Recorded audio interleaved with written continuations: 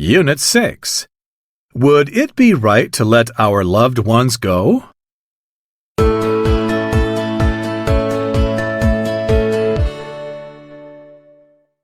Read about it.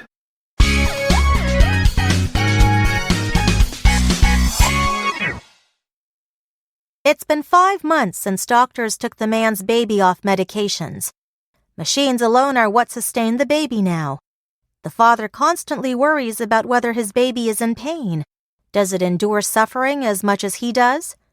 Undoubtedly, the baby's quality of life has greatly gone down, and so has his own.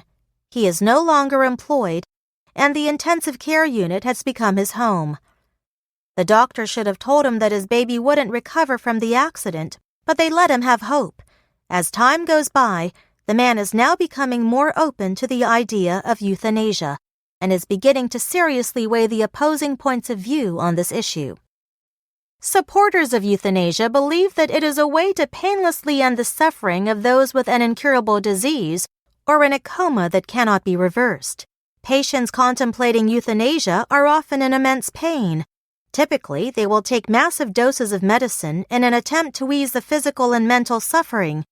This period of time when they're taking medications can be torture and agony because they must rely heavily on other people's help with eating, using the bathroom, and bathing. Meanwhile, their family members who witness their loved ones in unimaginable pain have a feeling of uncertainty and suffer from anxiety as well. Many terminally ill patients may think of themselves as a burden to their family. As a result, euthanasia is regarded as a painkiller that ends the unbearable suffering that both sides are experiencing. Furthermore, euthanasia supporters also state the fact that terminally ill patients and those in a coma use up considerable resources. They may potentially spend months, years, or even decades in hospitals and healthcare facilities, requiring medical funding, highly skilled staff, medications, equipment, and beds. Therefore, permitting euthanasia would free up valuable medical resources. Opponents of euthanasia, on the other hand, believe that it has many disadvantages. From their points of view, legalizing euthanasia seems to violate ethical principles. They point out that it would give doctors too much power, which puts a strain on the doctor-patient relationship and corrupts the physician's role as a healer.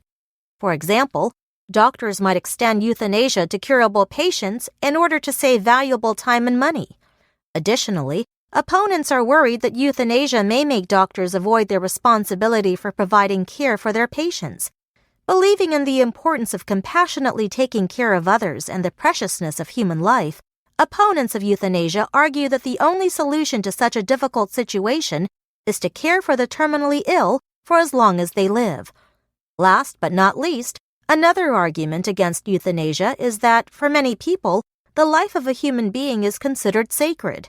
In the majority of religions, ending a life is viewed as one of the greatest sins against God.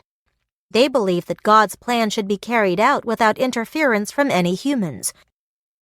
Euthanasia has long been a debated issue and a tough decision for individuals and families. Imagine that you are the parent of the baby mentioned in the first paragraph. Your baby's life is dependent on machines, and you love it with all your heart. What would be your decision?